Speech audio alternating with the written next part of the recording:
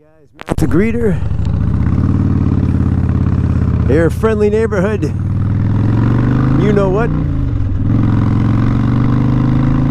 Going for a quick therapy blast on my dented can, Bug Smasher. You know what it is, 2009 Harley Davidson Dyna Lowrider.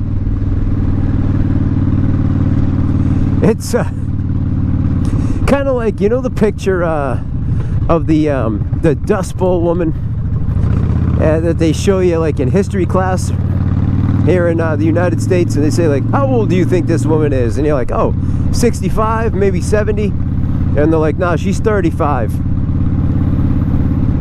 That hard living, that Dust Bowl living, all them Woody Guthrie songs and such. Well, that's the Bug Smasher. Take a look at the Bug Smasher. What year is that? Is that an FXR? Is that from 1982? No, it's 2009. I'm sorry, everybody. Hard living. Good living. Anyway, I'd like to say hey to my friend Caleb.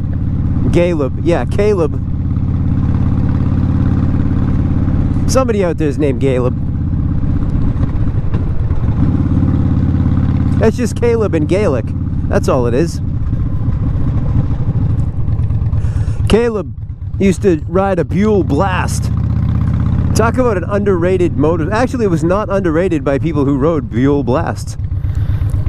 Buell, you know, disappeared for quite a while. And then returned, revitalized. The Buell is back, baby. But without its founding father, Eric Buell, not in the picture. But you do a little research. This is not a Buell talk.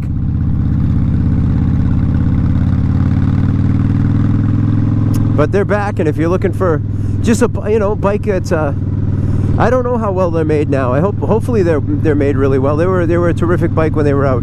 Anyway, Caleb in Gaelic. Gaelic reminds me of well, although she was from Austin, Texas, great American songwriter Nanci Griffith, who went on to be quite popular in Ireland. And she actually passed away a couple days ago.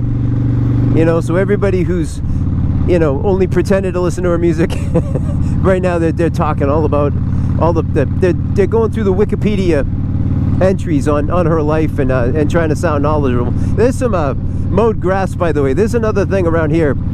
People like to blow their mowed grass into the street, and in the fall they like to just blow their leaves into the street and make it someone else's problem. That's not cool if you're on a motorcycle, so be aware. Especially in the morning, man, those wet grass blades, it's ice. Anyway, Nanci Griffith, not the wiki version, but I'll talk about. So I knew this kid, Jonathan, and he had a grandfather that had a, what do you call it? Apiary? That might be for birds. What's the thing they call it when it's bees? It might. Well, he was a beekeeper. Let's go with that. In Ireland. So Jonathan had quite a lot of family in Ireland, and his grandfather was a beekeeper in Ireland. And where am I going with this? Oh, so it was Jonathan who turned me on to certain folk artists, and one of those artists was Nanci Griffith. So he had a CD that he acquired free for me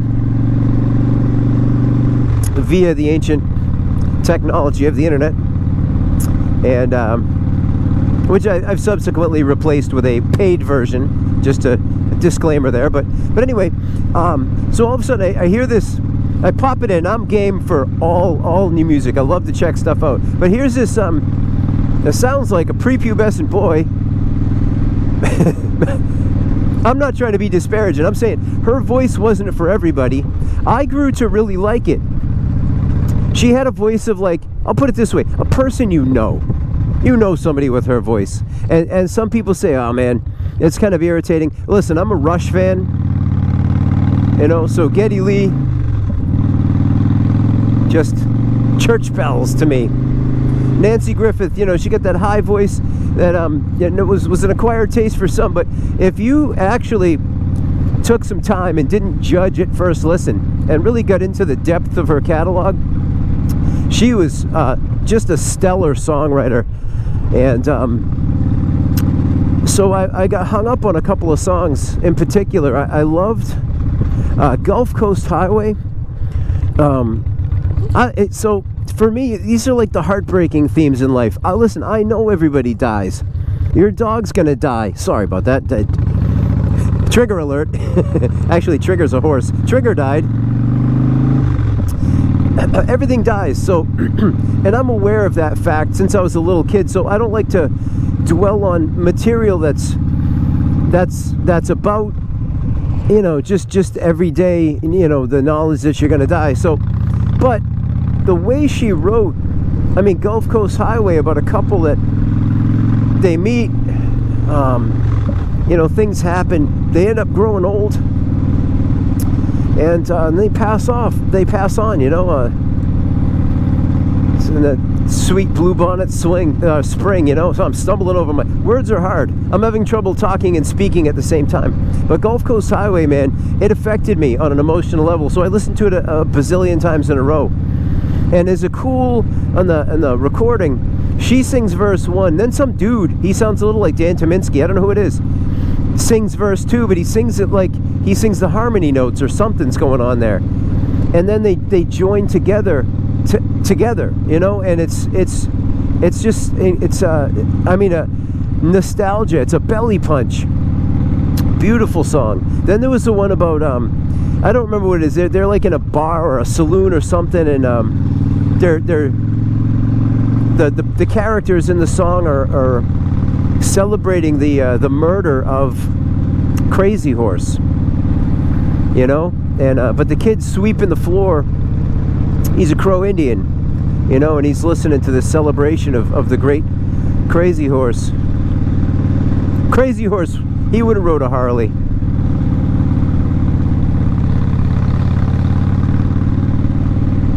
I don't remember the name of that song, but man, that one really, I listened to that a bunch. And then there's stuff like Love at the Five and Dime, which again, you know, Nanci Griffith, ever the gut puncher, in the vein of, like, you know, Townes Van Zandt.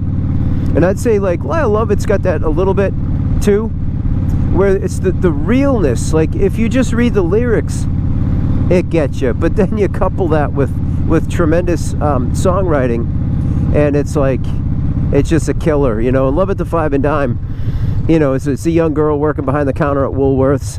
You know, she falls in love with a dude who's in a band, you know, and along the way she ends up cheating on him, and but then they get back together, you know, as people sometimes do, and you know, having gained wisdom and this and that, and they live out their days and they dance down the aisles and this and that. And what I really like about that is the version that Jonathan Glover had burned for me, or acquired for me. You know, she does her little spoken introduction. She talks about stuff, and she's noodling around on the guitar, and she keeps hitting this harmonic, you know, at the end of every, you know, measure, or the end of every bar, or whatever's going on. Maybe it's at the end of every, like, little musical phrase, this little harmonic note.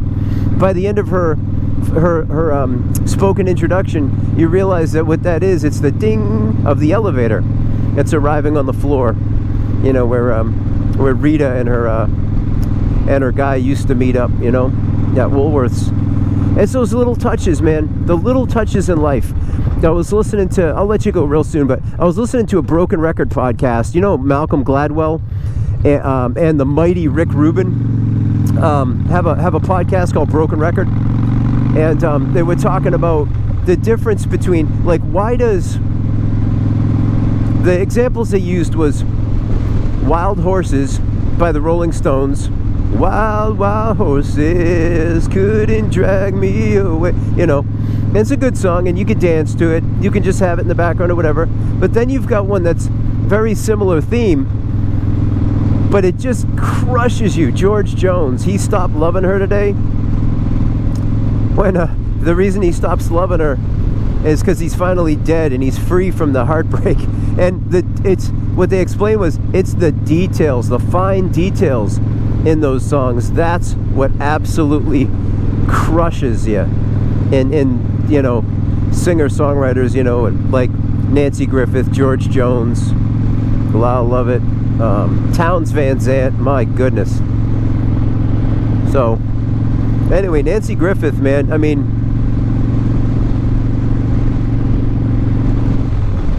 give her a chance. If you haven't listened to anything by Nanci Griffith before, just at least in celebration of a great American singer-songwriter, you know, just maybe spin the Gulf Coast Highway. I mean, it's musically, it sounds maybe a little dated, just the technology they were using, but love it, the Five and Dime. And I wish I could remember, oh, it's a 40 Econoline is kind of is an upbeat one. I'm telling you, just get in there, get into the catalog, you know, flip around, find a song you like, listen to it a bunch, find a song you hate, and then listen to it a few times and see if you can't find, you know, that fish hook that's already in your guts pulling at you, and you realize you can't let go of that song. You know, like Huey Lewis, Walking on a Thin Line, when I was a little boy. That's been a song for life for me. I can't get it out. And it's made a big difference in my life. Anyway, guys, it's Matt the Greeter saying hey to Caleb. Not Caleb. He's not from Ireland. He's from Brazil. They got Harley Davidson in Brazil. Anyway, care about you guys. Let's say hey to any of my new subscribers. Super glad to have you on the ride with me. And geez, I can't let you go now. I'm just going by the nice part of the road. Trouble in the Fields by Nanci Griffith. We're gonna go by the fields.